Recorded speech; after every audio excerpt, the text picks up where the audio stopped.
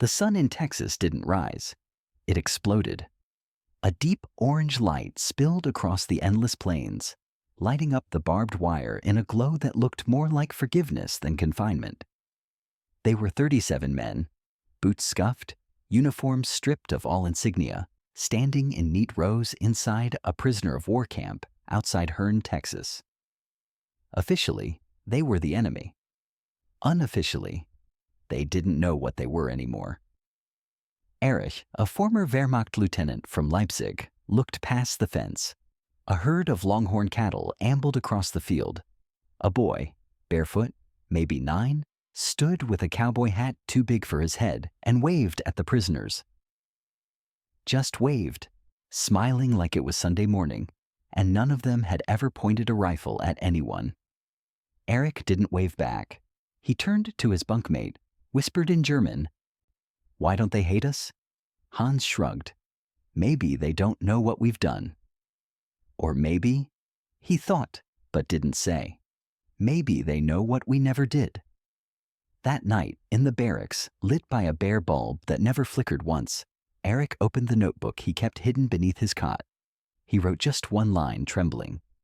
"The enemy is treating us better than our own commanders ever did."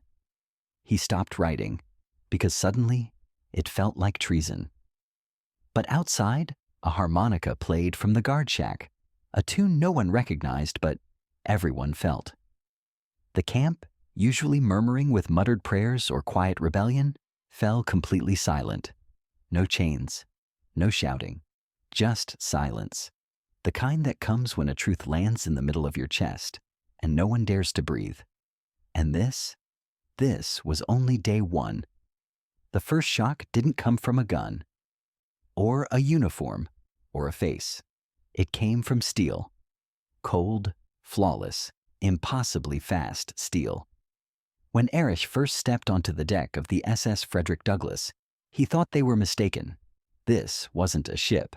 It was a fortress, gray towering, fresh as if it had just left the shipyard that morning. It had. One of the American guards, too friendly for someone escorting prisoners, leaned over and said casually, 4 days, from keel to water. Erich squinted. "You mean 4 months?" The guard laughed. "No, sir, 4 days." The other POWs stared at the rails, the weld lines, the welders still packing up. No rust, no dents. Everything gleamed like it had been conjured. Back in Germany, a cargo ship of this size took 6 to 9 months, and that was if the British hadn't bombed the yard first. Hans, usually skeptical, whispered, "It's not possible." "They're lying. This is for show." But then they found the schedule. Laminated, typed, pinned to a bulletin board near the bridge. Launched on Tuesday, loaded on Thursday, departed Friday morning. By Saturday night, they were in the Gulf. There were no Nazi flags here, no rallies, no speeches, just work.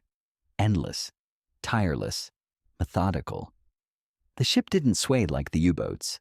It hummed, as if 1,000 invisible hands were carrying it across the sea. Erich stared into the water, then up at the stars. Something tightened in his throat. Not fear, not admiration. Something more dangerous than both. If they can build this in 4 days. He didn't finish the thought, but everyone on deck was already thinking it. When the trucks rolled into the camp just outside Hearne, the sun was already low, dipping behind mesquite trees that painted long shadows across the gravel. The prisoners were tired. 30 hours on a train, ribs sore from the hard bench, minds still fogged with salt air from the crossing. They expected darkness. That's what camps meant in Europe? Oil lamps, dim lanterns, the smell of sweat and gun oil. Instead, the gates opened to a place that shimmered. Floodlights stood like sentinels. Rows of wooden barracks glowed from inside. The mess hall's windows pulsed with warm yellow light. Even the watchtowers had bulbs that buzzed softly like beacons from another world. Hans squinted at the ceiling inside their barrack. "They leave them on all night?" The guard overheard and grinned. "Helps with the roaches and bad dreams." Eric didn't sleep. He lay in his bunk, arms crossed, eyes fixed on the single bulb above him. It never flickered, never dimmed. Back home, even Berlin had ration hours. And here, this camp in the middle of nowhere, burned electricity like it meant nothing. Some men covered their faces with shirts. Others muttered prayers. A few cried silently, not from fear, but from something they couldn't name. If this is how they treat prisoners, one whispered, what must their cities be like? Outside, the desert was black, but the camp was a halo. By morning, none of them knew what time it was. The light had never changed. It didn't rise. It didn't fall. It just stayed. Like a dare. Like a warning. The tray was metal. Standard issue. 3 sections. But what sat on it made the entire barracks freeze. A hamburger? A slice of apple pie? And beside it, sweating from the Texas heat, a glass bottle of Coca-Cola, cap still sealed, label crisp, beads of condensation trailing down like it had been waiting, just for them. Eric didn't move. No one did. This had to be a mistake. Back home, food was a memory. Powdered eggs, turnip stew, black bread with more sawdust than flour. Even Wehrmacht officers got little more than canned meat and luck. Hans stared at the bottle. Is this a test? The American cook, a man with forearms like loaves of bread and a face too kind for war, just smiled. No test, just Tuesday. One prisoner refused, threw the tray on the ground and shouted in German, "Propaganda, they're mocking us." But Erich, he picked up the bottle. It hissed as he cracked the seal. He took a sip. It was cold, sweet, alive. It hit the back of his throat like laughter from a place he didn't understand. He stared at it for a long time. Not the drink, the logo, the label. That strange red ribbon with letters he'd once seen on crates dropped over France. It was everywhere. Coca-Cola wins wars, someone muttered. Eric didn't laugh, because it didn't feel like a joke. It felt like a country so sure of itself. It would offer you dessert while you were still holding your shame. And somehow, that hurt more than punishment. It was a Sunday. Hot and lazy, the kind of heat that slowed your thoughts and melted your bones. Eric sat on a wooden bench near the fence, watching dust shimmer in the air. Across the yard, a young American guard, barely older than the prisoners, was stacking wood beside a smoking barrel. Then came the smell. Not gun oil, not burned ration tins, but meat. Thick, greasy, mouth-watering. Barbecue. Hans leaned forward. They're cooking it right next to us? The others gathered, silent, watching. The lid lifted. Steam poured out, rich and holy. Pork shoulder, cornbread, beans with bacon. A truck rolled in from town, filled with paper plates and bottles of ketchup. Then came the music, some old hillbilly tune with a fiddle and too much joy. And then, the impossible happened. The gate opened. A corporal waved. Y'all hungry? At first, no one moved. Then one man stepped forward, slowly, like crossing a minefield. The Americans handed him a plate. No weapons, no orders, just ribs and a smile. Hans whispered, "Is this mercy or mockery?" They lined up, took plates, sat in folding chairs next to guards who looked more like neighbors than enemies. A dog ran through the yard. A little girl, maybe the cook's daughter, laughed and handed a POW a biscuit. Eric didn't eat at first. He just looked around. The smells, the kindness, the normalcy. We bombed their cities, he thought, and they're feeding us pork and jazz. He bit into the rib. Sweet, smoky, unreal, and for the first time in his life, he felt ashamed of how deeply he'd believed in hate. The gate creaked open just after dawn, not for punishment, not for transfer, but for horses. 6 of them, brown, dust-colored, with eyes like they'd seen more war than any man ever would, saddled, tethered to a fence post, and behind them, a sergeant holding a clipboard, not a rifle. Eric stepped forward, confused. The guard waved him closer. "You ride?" He hesitated. "Yes, sir." The man smiled. "Good. We need that field cleared before lunch." No shackles, no armed escort, just saddles, reins, and open pasture. The prisoners looked at one another, dazed. Was this a test? A trap? A joke? Hans laughed bitterly. "They're daring us to run." But when Eric swung onto the horse, legs unsure after months in camp, he felt something unfamiliar.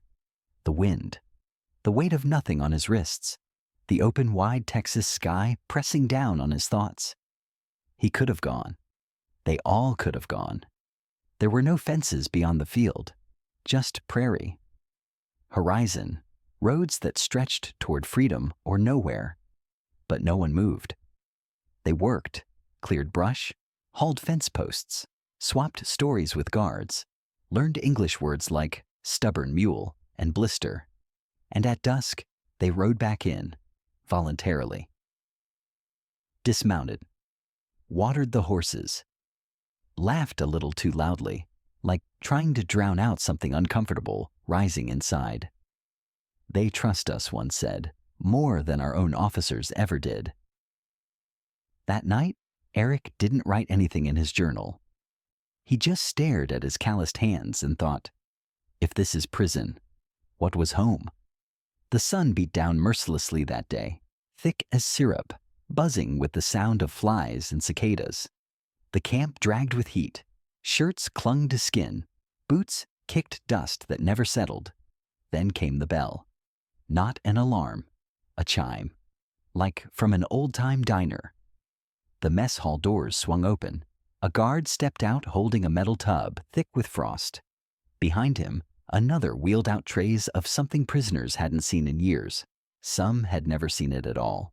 Ice cream, vanilla, chocolate, strawberry, served in small paper cups with wooden spoons that broke if you pressed too hard. The guards didn't say a word. They just smiled and handed them out, one by one, like communion. Hans took his and blinked. Eric turned the cup in his hand like it might disappear. "This isn't food," he whispered. "This is a message." He looked at the others. Hardened men, trained to survive on boiled cabbage and iron rations, now staring into sugar swirls with the reverence of a last rite. No one spoke for a while, just the sound of spoons scraping melting cream on cracked lips. "In Germany," one man said, "ice like this is reserved for children of the elite, or generals. Here," Eric said, "they give it to the enemy." And somehow that hurt more than punishment. It was harder to hate someone who gave you sweetness without asking for submission. Harder still to remember what you were fighting for when your mouth was full of mercy. They were told to pack light. "Transfer to another camp," the sergeant said. "You'll like this one. Better shade." Eric tightened his boots, expecting the usual. Cuffs, bayonets, shouting. But when the truck stopped at the small town station, there were no rifles waiting, just a train. Silver and blue with windows open and a gentle clatter like it belonged to another time. No armed guards, no chains. A conductor checked their names. As if they were passengers, they hesitated. Hans leaned toward the sergeant. "Aren't you coming?" The man smiled. "No need. You'll get there just fine." Eric stepped onto the train, still expecting a trap. But inside, leather seats, polished wood trim, a water dispenser with cups neatly stacked. The engine coughed to life. The train moved. They watched out the window in silence. Fields rolled by. Cotton, wheat, churches, schoolyards. Kids played baseball under the sun. Women hung clothes on lines. Men dozed on porches, straw hats tilted over their eyes. Nobody screamed. Nobody ran. Nobody even looked at them. "If we jumped now," Hans muttered, "we'd vanish into this land. But To what end? Eric shook his head. No maps, no food, no language. No one would help. The countryside blurred like a moving painting. Freedom sat just beyond the glass, real, available, and unthinkable. Not because they couldn't escape, but because maybe, just maybe, they no longer wanted to. It started with a cramp, just a twist in the gut, sharp and sudden. Hans doubled over outside the barracks, clutching his side, pale and sweating. The others thought he was faking, to get rest or sympathy, until he collapsed in the dirt. Eric knelt beside him. Appendix, he whispered. It's going to rupture. In Germany, that meant death. In war, it meant waiting. No one wasted morphine on prisoners, but within 20 minutes, Hans was in a truck. An hour later, he was under a white sheet in a spotless clinic 2 miles from camp. Fluorescent lights buzzed overhead, stainless steel, gauze, a nurse in a green cap holding his hand. The doctor didn't ask which side he fought for. He asked when he last ate. And then, the world went black. When Hans awoke, the pain was gone. A clean incision marked his side, stitched with care. A warm blanket covered him. A radio hummed soft jazz nearby. Someone had left a folded towel, a toothbrush, and a note. Rest. You'll be walking in 2 days. He stared at the IV in his arm. Penicillin, real penicillin, dripping like liquid gold. Back in Dresden, even wounded German children weren't getting this. When Eric came to visit, Hans said nothing at first. Just stared at the ceiling and whispered, "They don't even hate us." He paused. That's what scares me most. Outside, a nurse offered Eric a sandwich. He's lucky, she smiled. It didn't burst. But Eric wasn't thinking about luck. He was thinking about how many Americans had died from German guns. And still, they saved one. They lined up outside the medical trailer under the mid-morning sun, shirts damp, brows furrowed. It was routine, they were told, just a health check. Hans joked, "What are they looking for? Conscience?" Inside, the trailer smelled like antiseptic and paper. A nurse motioned to Eric. "Shirt off." He hesitated. The last time someone told him that, it was to search for escape tools. But this felt different. No barking, no slap to the ribs, just protocol. She handed him a paper gown and pointed to the next room. A man in a white coat waited beside a glowing machine. "Step here," he said, not looking up. "Breathe in. Hold." The plate was cold. The light flashed, and on the screen behind him, a ghost appeared. Eric saw it. His ribs, his spine, the curve of his lungs, a map of his body. His humanity, laid bare. The doctor turned and spoke in slow, careful German. "Your right lung is clear. Left one, slightly narrowed. Old injury?" Eric nodded, stunned. "Stalingrad," he whispered. The doctor scribbled something. "You'll be fine." He stepped aside, motioned the next prisoner forward. That was it. No questions about ideology, no judgment, just a diagnosis. Eric walked out, clutching the paper like it was a pardon. "They looked inside me," he told Hans, and didn't flinch. Later that night, he wrote in his journal, "For the first time since the war began, someone saw through me and didn't see a monster." The train had stopped for resupply near Galveston when the guards gave a rare order. 10-minute stretch, stay within the lot. It wasn't freedom, but it wasn't a cage either.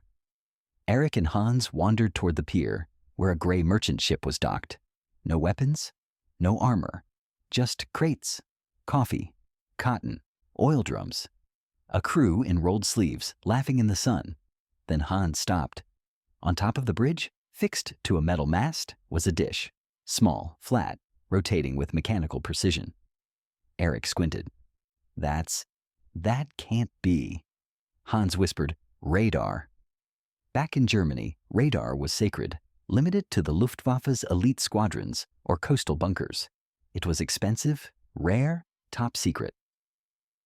Even most U-boat commanders only saw crude prototypes. But here it was, on a cargo ship, just spinning. An American sailor noticed their stares. He grinned. It sweeps 40 miles, tracks storms, sometimes picks up dolphins. You boys use it back home? Eric didn't answer. He couldn't. The implications coiled in his mind like a wire pulled too tight. If they put radar on merchant vessels, he thought, what else are they hiding? This wasn't improvisation. It was abundance. A kind of technological arrogance so casual, it didn't even need to boast. Hans exhaled. This is why our U-boats are disappearing. Eric didn't nod. He just looked back at the steel dish, slicing the sky. Not a weapon, not a threat. Just a mirror reflecting how far behind they truly were. The projector flickered to life in the camp rec hall. Chairs scraped against the floor as prisoners shuffled in, some curious, others bored. American propaganda, Hans muttered. Let them try. But when the black and white film began, the room fell quiet. A massive building unfolded on screen, miles long, buzzing with motion. The narrator's voice, smooth, confident, announced, "At the Willow Run plant in Michigan, every 63 minutes, a B-24 Liberator bomber rolls off the line." Eric leaned forward. Inside the factory, conveyor belts, rivet guns, sparks. Women in headscarves bolted wings to fuselages. Men rode scaffolding like ballet dancers in denim. Engines lowered from the ceiling like mechanical hearts. A clock ticked in the corner of the screen. Rosy 000, a frame. 15:30. Landing gear attached. 31. Wings secured. 47. Seconds. Cockpit windows gleamed. 63. A finished war machine rolled into sunlight. Eric swallowed. That's impossible. But the next shot showed 20 more lined up outside the hangar. Tails like shark fins, numbers stenciled, engines roaring. Back home, German factories labored under bombings, parts shortages, and bureaucracy. Even elite Luftwaffe bombers took weeks. And here, this wasn't craft. It was breathing. Hans broke the silence. This isn't production, it's multiplication. No one laughed, because this wasn't just a factory. It was a message. We can outfly you, it said, outbuild you, outlast you, and we don't even need to hate you to do it. The projector clicked off, lights came on, but the silence stayed. That night, Eric didn't sleep. He just listened to the hum of the ceiling fan and wondered, what if we never had a chance? The heat was different that day. Not the Texas sun, but something hotter. Controlled, deliberate, angry. From behind the outer fence, Eric and a dozen POWs watched a convoy of American soldiers line up near a row of squat metal tanks. Each tank wore painted stencils. Fuel, 50,000 TNEPA gal. A guard said it casually. We're not moving these. Too risky. Orders say, torch 'em. Then came the ignition. A single soldier, young, chewing gum, probably never seen combat, walked up with a flare and tossed it like he was lighting a campfire. The tanks went up fast. Orange roared into the sky. Smoke turned day into dusk. Eric stepped back instinctively, heart racing. Hans grabbed the fence. Mein Gott, they're burning it. 50,000 gallons each tank, and there were 6. That's enough fuel to keep a panzer division moving for a week, Eric muttered. The Americans didn't flinch. Some even laughed as the flames roared. A lieutenant pulled out a clipboard, marked something, then lit a cigarette from the fire like it was a backyard grill. It wasn't panic. It wasn't waste. It was calculation. They weren't short on fuel. They were rich enough to destroy it. Eric clenched his jaw. Back home, his mother queued 6 hours for coal briquettes. Here, they lit oceans on fire just to make sure no one else could use them. This isn't just war, Hans said. This is what it looks like when one world swallows another. And the worst part? It wasn't even a sacrifice, just protocol. Every camp had one, the loud one, the true believer, the voice that cut through mealtime with certainty and slogans. At Camp Hearn, his name was Victor, a former SS translator, educated, proud, immovable. He quoted Goebbels over grits, corrected fellow prisoners' posture, called America a bloated corpse in a cowboy hat. And no one argued, because Victor didn't debate. He pronounced. Until one afternoon, he didn't. It was after the fuel fire, after the radar, after the barbecue. The prisoners gathered in the rec hall for another briefing video, this one about American education, children with shoes, books, classrooms that weren't rubble. When the lights came back on, someone asked him, almost out of habit, "Well, Victor, what propaganda do you see this time?" He didn't answer. He just looked down at his hands, calloused now from days clearing brush with the horses. His fingers twitched slightly, as if trying to grip something that wasn't there anymore. That night during dinner, he said nothing. No praise for the fatherland, no insults for the guards, no corrections when someone misquoted Clausewitz. Eric noticed it first, then Hans. By week's end, even the newcomers stopped turning to him for cues. One evening, he stayed back after lights out, opened a book from the camp library, Mark Twain, read slowly, lips moving with the words, as if tasting something he hadn't earned. In the corner, Eric wrote in his journal, "The loudest voice in camp has gone quiet, and somehow, the silence is heavier than his speeches ever were." It wasn't a surrender, not yet, but something in Victor had broken, and that break was contagious. The letter began with Liebe Mutter, like every letter before, like every lie he'd once believed. Eric sat on the edge of his bunk, the lights still on, the barracks quiet except for the scratch of pen on paper. Texas is not what they said. The guards are kind. We eat meat. We ride horses. They gave us ice cream. Mother. Ice cream. He paused. The ink from his fountain pen bled slightly into the page.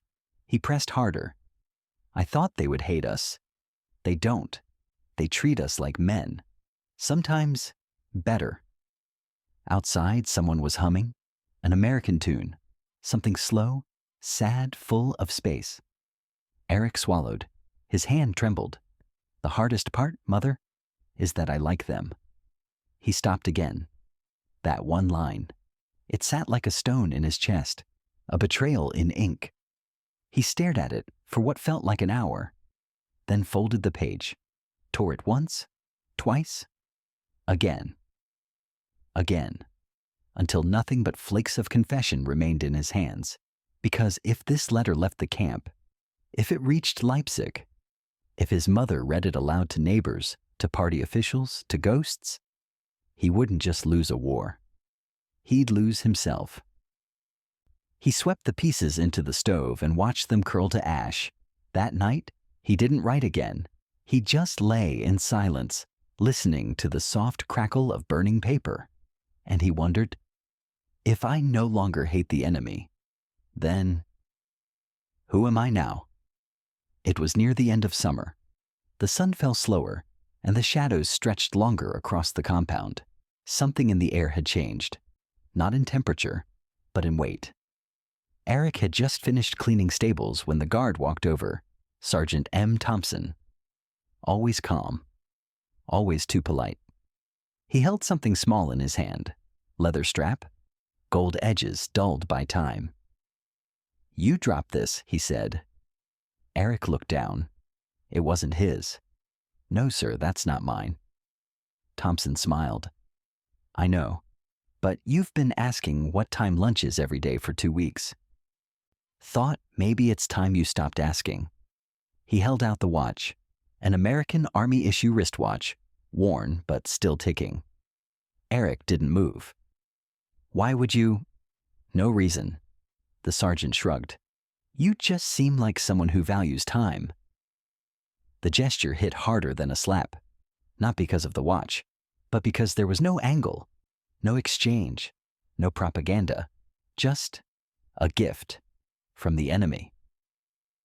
Eric took it. His fingers closed slowly around it. It was warm from the sergeant's skin. He couldn't look him in the eye. That night he lay in his bunk, the watch ticking on his wrist. Tick, tick, tick. Each sound a chisel. Every second, a doubt, a fracture, a truth he didn't want. He pressed the watch to his ear like it might whisper something, but it only said one thing, over and over. They trust me. And in that trust, something old collapsed. Because when your enemy gives you time, what excuse is left to hold onto hate? It was a Tuesday. No special announcements, no incidents, just heat rising off the gravel and a breeze too weak to stir a flag. Eric was shaving outside the barracks when the music stopped. A radio in the guard post always played something. Country, big band, even swing when the sergeant was in a good mood. But today it clicked off mid-verse. Not a scratch, not static, just silence. Across the yard, Hans stood still, half holding a shovel. Victor sat on the steps, reading The Grapes of Wrath again.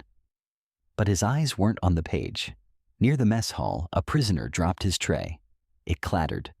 And no one laughed. No one even looked up. They all just stopped working, stopped walking, stopped pretending. Something had shifted, and it had no shape, no sound, no name. A silence deep and bottomless settled over the entire camp. Not fear, not obedience, recognition. Eric turned and saw it on every face, that same quiet ache. We weren't lied to by the enemy, he thought. We were lied to by the people who taught us to call them enemies.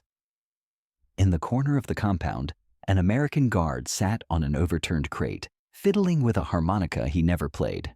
He looked at the prisoners, and didn't speak either. The flag overhead fluttered lazily. No one saluted. Eric sat down on the step next to Victor, who didn't glance up. He just whispered, "They beat us. Without bullets, without rage." A pause. They beat us by not hating us back. That night, the light bulbs stayed on, the horses rested, the fans hummed. And not one man in the barracks spoke a word, because something had ended. But no one could say what. It came quietly, like most endings do. No trumpet, no anthem, just a clipboard, a name, a nod. Pack up, you're going home. Home. A word that used to mean Leipzig, Hamburg, Berlin. But now it sat heavy, uncertain, without coordinates. The POWs lined up at dawn. Boots cleaned, shirts tucked in, silence stitched into every movement. No one complained. No one cheered. A young American lieutenant handed out ration packs for the trip. He smiled at Hans. "Take 2. Train rides long." Hans took them both, but didn't smile back. Erich adjusted the strap on his duffel. He had packed the watch, the journal, a single postcard of Texas sky someone left on his bunk. He didn't pack the uniform. As they boarded the train, the guards didn't search them. No weapons, no suspicion, just nods, some of them soft, some ashamed, some too proud to look up. And then it was time. No farewell speech, no salute, just the creak of boots on wood and the hiss of steam. Eric turned back once. The camp still stood. Fences, barracks, horses. The American flag swayed gently, like waving goodbye without trying to. He didn't wave. Because how do you say goodbye to something that dismantled you without touching you? To a place that made you see what your country refused to teach? Inside the train, someone finally spoke. "Do we tell them what we saw?" Victor answered, voice low. Would they even believe it? The train pulled away.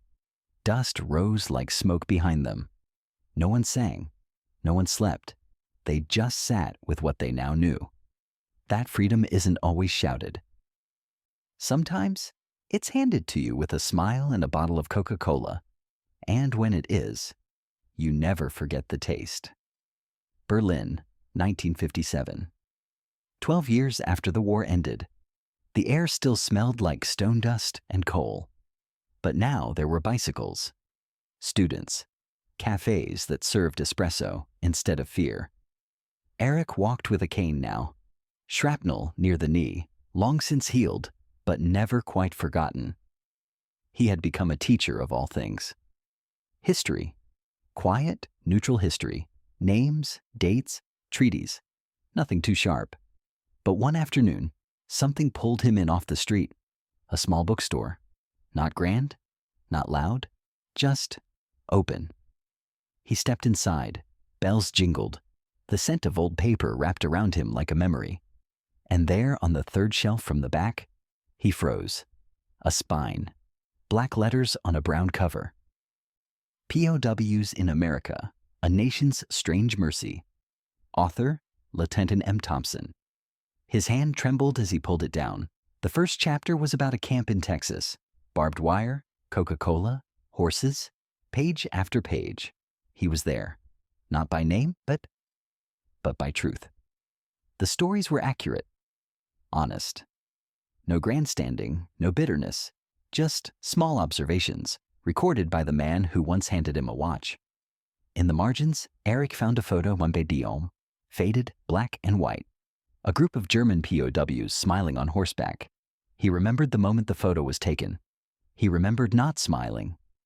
We gave them trust instead of chains, Thompson had written. Some of them never gave it back, but others carried it further than we ever could.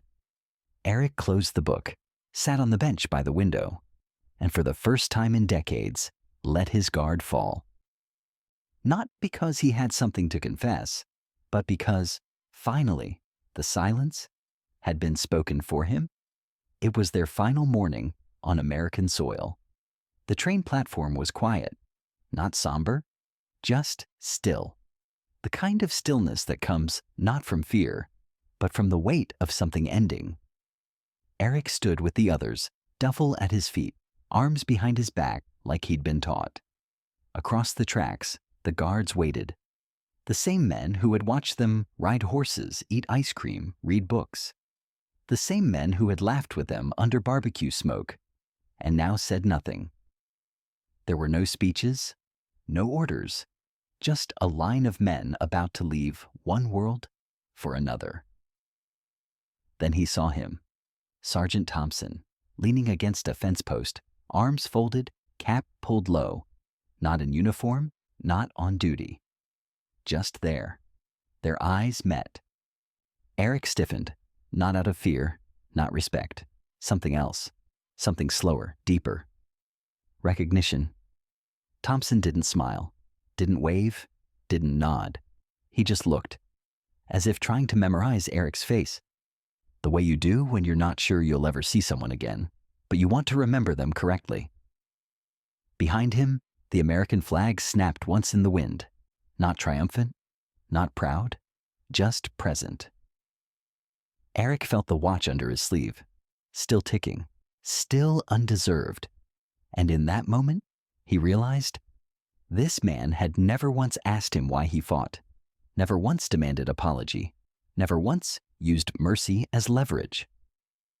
They never broke us with cruelty, Eric would later write.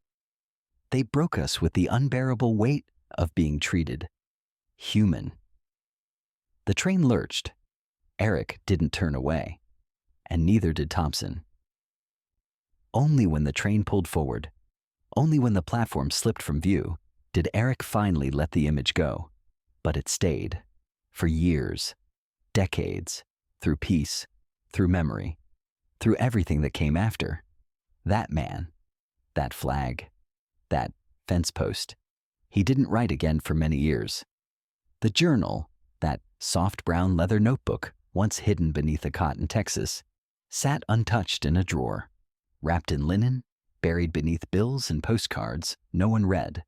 He built a life, a modest one, a teacher, a husband, a father, No one ever asked what it was like to be a prisoner of war in America, and he never offered, because some truths don't need to be defended, only remembered. Until one winter evening, decades later, long after the wall had fallen and Berlin had reshaped itself into something gentler. He sat alone in the quiet of his study. The lamp buzzed. Snow fell outside in thick, slow flakes. And for the first time in a generation, Eric opened the old journal. The pages were yellowed, but the words were still there. The entry from the first night. The enemy is treating us better than our own commanders ever did. The line he had once thought was treason, now it just read like truth. He flipped past ice cream, past barbed wire, past the horses, past the harmonica. Then he turned to the very last page, the only one left blank. And he wrote, with a steady hand, "They gave us horses instead of chains. But more than that, they gave us the one thing no war ever truly allows, a second chance at who we were." He closed the book, this time not in shame, but in peace, because history doesn't always live in monuments or museums. Sometimes it lives in silence, in the man who chose not to run, in the boy who waved from behind a fence, in the guard who gave away his watch and never asked for it back. If your grandfather had seen what Eric saw, what do you think he would have written? Or maybe the better question is, what would you?